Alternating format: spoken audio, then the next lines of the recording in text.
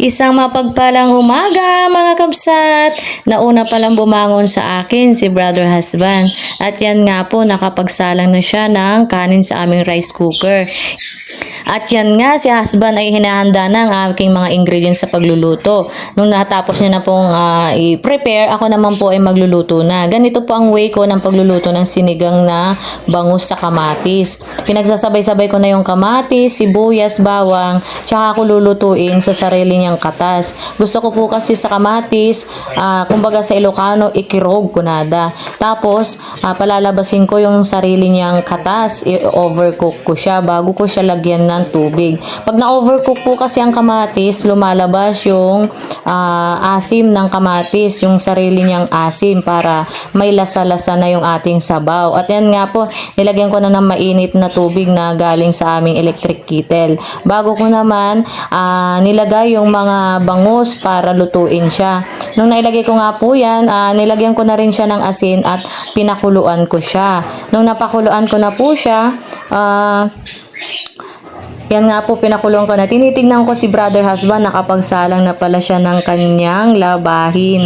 Actually, labahin namin yan. Mamaya magtatandem kami para matapos namin na maaga yung aming paglalaba. Nung kumulo na nga po ang aking niluluto, nilagyan ko siya ng tomato paste mga kabsat para medyo ma-orange-orange. At inasiman ko siya ng sampalok. Alam niyo po yun, yung kalangakang. Sa Ilocano, kalangakang ang tawag namin dun sa hinog na sampalok. Bali po pag tag-araw, nag-iipon ako ng kalangakang o ano pong tawag niyo dyan sa maniba o hinog na sampalok. Habang nga pong pinapakuluan at niluluto ko yung pechay, nagsandok na rin po ako ng aming kanin. At yan nga po, luto na yung aming uulamin. Handa na po kaming kumain. Bali, maghahain na lamang po kami. At tatawagin ko na si brother husband.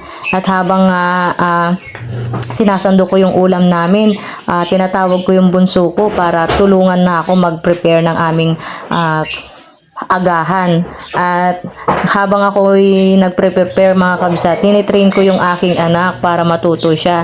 At ayan nga po, pinadala ko sa kanya yung plato namin at meron kaming konting panghimagas na mangga. Ipinadala ko po sa kanya yon, ilalabas namin dyan sa aming lamesa sa harap ng bahay namin. Dahil dyan po kami nag-aagahan, nagtatanghalian at nagdi-dinner. Ayan po, tinuturuan ko siya kung paano mag-prepare. Pinakuha ko rin sa kanya yung aming kanin para habang bata pa siya, may maitutulong na siya at matuto na siya sa gawaing bahay. At ayan nga po, habang kami bago kumain, nag-pray muna